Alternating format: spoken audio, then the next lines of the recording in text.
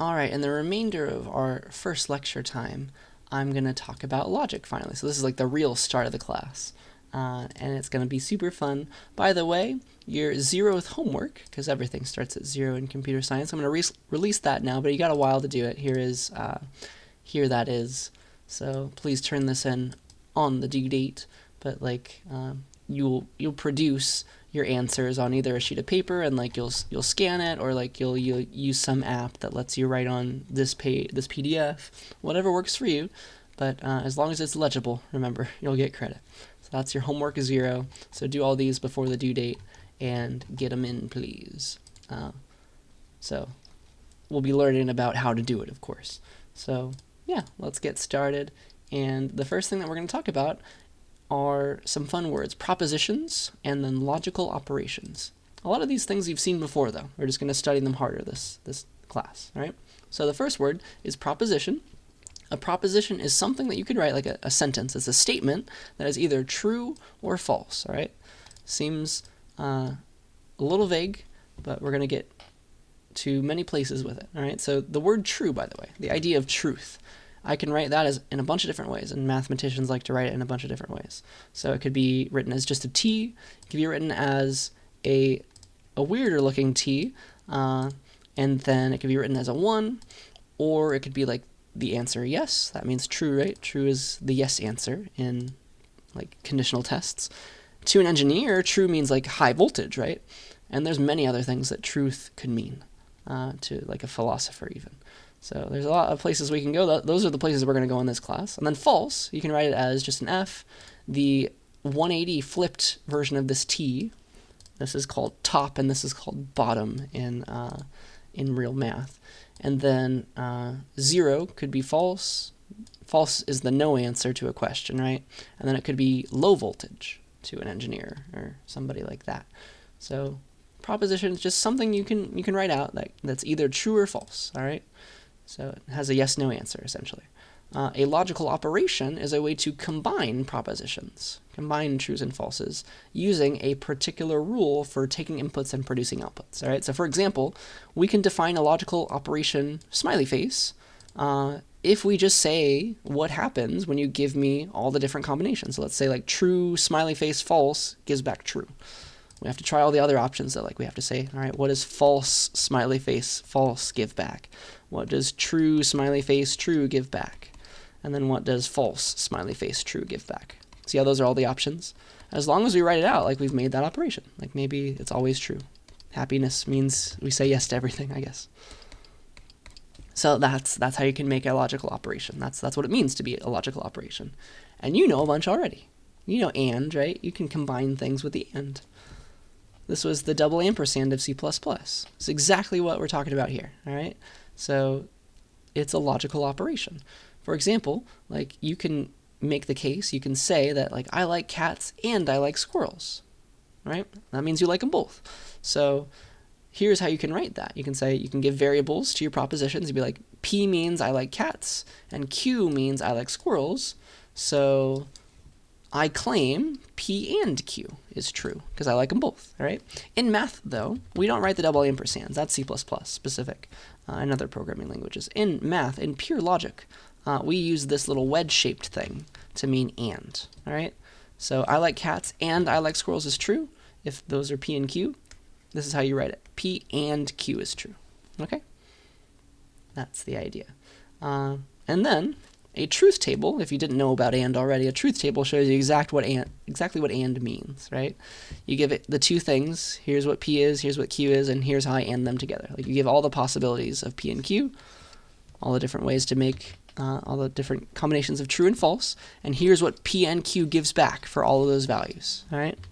So there's only one way to make true, remember, with and. They both have to be true. True anded with true. Oh, goodness. I upgraded to Windows 11 and it's messing up everything. So true anded with true gives back true. Okay? So that's what a truth table shows you. It just shows you the value of your operation for every combination.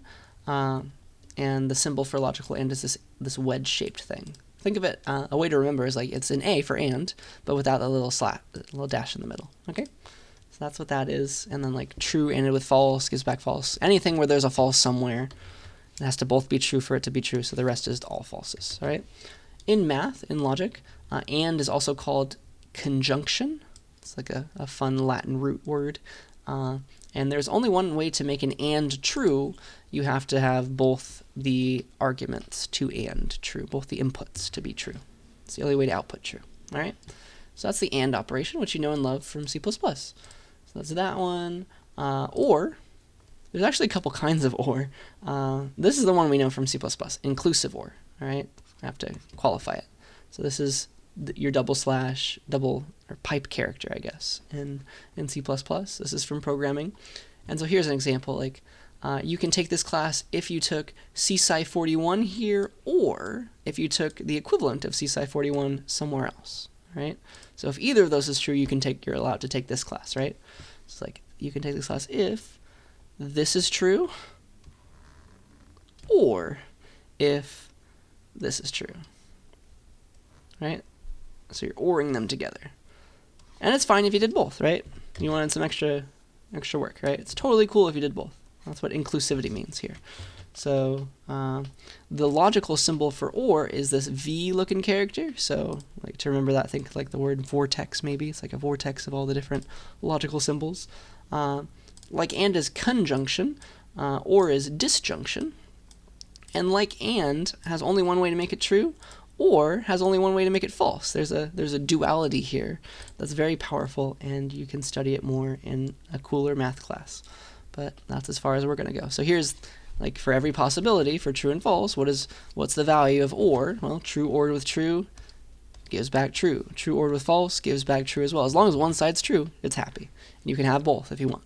True ORed with true is still true. Okay? There's only one way to make it false. That's inclusive OR. All right? So this is your double OR from double pipe character from C++. You know that already. You just have a new symbol to remember now. There's another kind of OR though. It's called exclusive OR. Right? This is an OR that's more like from real life. And so this is XOR. We write that in like when you learn about it in programming land. But we don't use this one as much in computer science. You'll have to really wait till like CSCI 45 to use exclusive OR a lot. It's good for like addition circuits, but engineers love exclusive OR. But here's an example of exclusive OR. And by the way, let's see. Here's the truth table for exclusive OR. The symbol for it is this little circle with a plus inside of it. It's like remember it as like it's an X tilted inside an O. X for exclusive, O for OR. So there it is.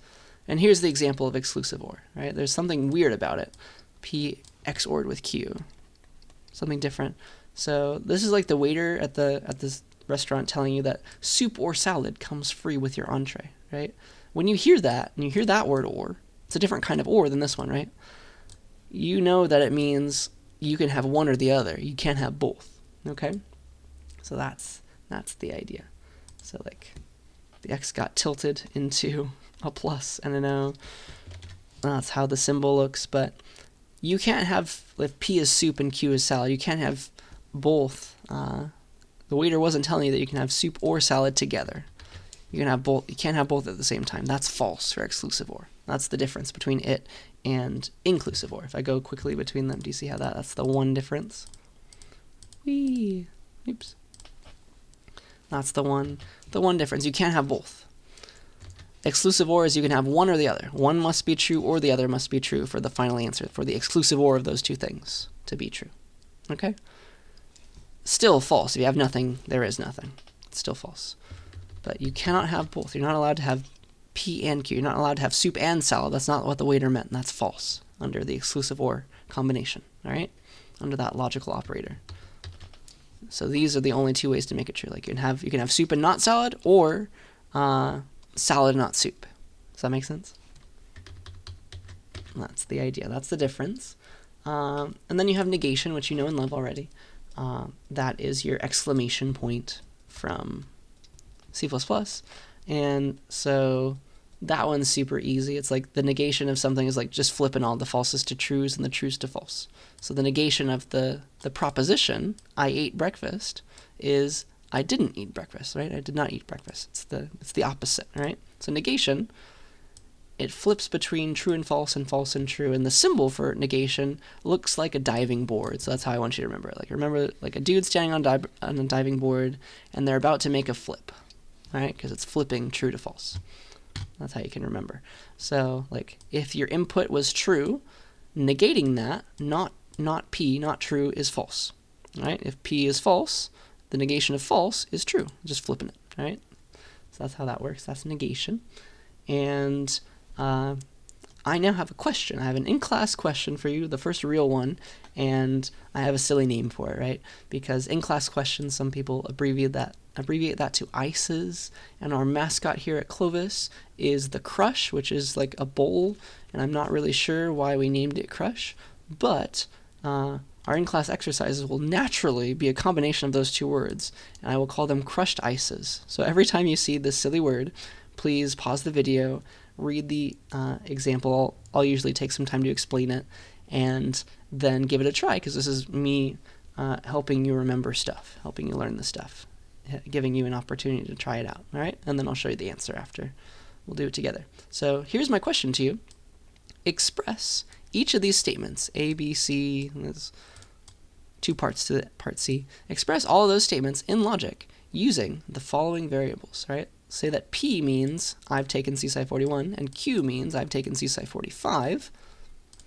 How would you specify, logically, using our operations, I haven't taken CSCI 41? How would you specify I've taken CSCI 41 but not CSCI 45? And then this one, I've taken CSCI 41 or CSCI 45 but not both. Try that. There's two ways to do it. There's an easy way with exclusive or, there's a way without exclusive or. That'll be harder. Right? So try all of those using our combinators. Like take P and Q as you need them, and like you can add them together, you can negate them first, you can do inclusive or. Remember, use the logical symbols though. You can use exclusive or. So here are all your truth tables. Maybe go back to them or pause the video as I go through them quickly. But see if you can use P and Q to logically state as a proposition using symbols all these ideas, right? So take a minute to try that all. All right, so part A, I haven't taken CSCI 41. So P is I've taken CSCI 41. That's the yes answer, right? If you haven't taken CSCI 41, P is not true. Does that make sense? So we're claiming that the negation of P is true there. See how that becomes not P is I've not taken CSCI 41, or I haven't taken it. See that? So going between English and logic is going to be a hard thing to learn, but you'll get used to it. All right, B. I've taken CSCI 41, but not CSCI 45. What does this but mean here? Is it saying, like, I've taken CSCI 41 or I've taken CSCI 41? Which one would you use here? Which combination would you use? This but really means and, doesn't it? It's like, I have taken CSCI 41, that's a true thing, but I haven't, and I have not taken CSCI 45. That's a false thing. And the but is really an and here. See that? Like I'm saying this is true. I've taken CSCI 41. P is true. And I haven't taken CSCI 41. So CSCI 45. So Q is false. P and not Q. See that? And the not binds tighter. So like that's where the parentheses get drawn. But I'll write it like this. So that's how you would say that. P is true and Q is false. P is true and Q is not true. I have taken CSCI 41, but I have not taken CSCI 45. So this but really means and. I have taken CSCI 41, and I have not taken CSCI 45. See that? Woohoo. All right, how about this one? I've taken CSCI 41 or CSCI 45, but not both. This is not really possible at this school, but pretend it was. If exclusive or is allowed, that's really easy, right? It's just P, I've taken CSCI 41 or CSCI 45, exclusive or. So like it's either one or the other is only true. Like either I've taken CSCI 41 but not 45, true, or I've taken 45 but not 41, that would be true there. See that? That's the only way for these to be true. That's what we're claiming, right? We're claiming this is a true thing. So if exclusive or is allowed, that's very easy. It's just like P exclusive or with Q. That's true. Claim that that's true. If exclusive or is not allowed, you can get it with and, some combination of and or not. I promise. So this is equivalent. If you think long enough about it, this is equivalent to saying, you'd have to be a bit more wordy, but this would be equivalent to saying either I've taken CSCI 41 and I haven't taken CSCI 45, or I have not taken CSCI 41 and I have taken CSCI 45. See how those are your two possibilities, and it's one or the other? See that? Those are the two universes you could be in. Either you've taken 41 and not 45, or you've taken 45 and not 41. See that? You're in one of those two universes, so one of them is true. One or the other. That's how you can do it without exclusive or. Isn't that fun? So that's the idea. Okay? Yeah. So with that in mind, we've learned a few logical connectives, and you've seen them before. We've learned some new symbols. Exclusive or might be brand new to you, but we've started using them. And so that's where I want to stop today. We'll come back in the next lecture and practice some more and learn some more cool logic stuff.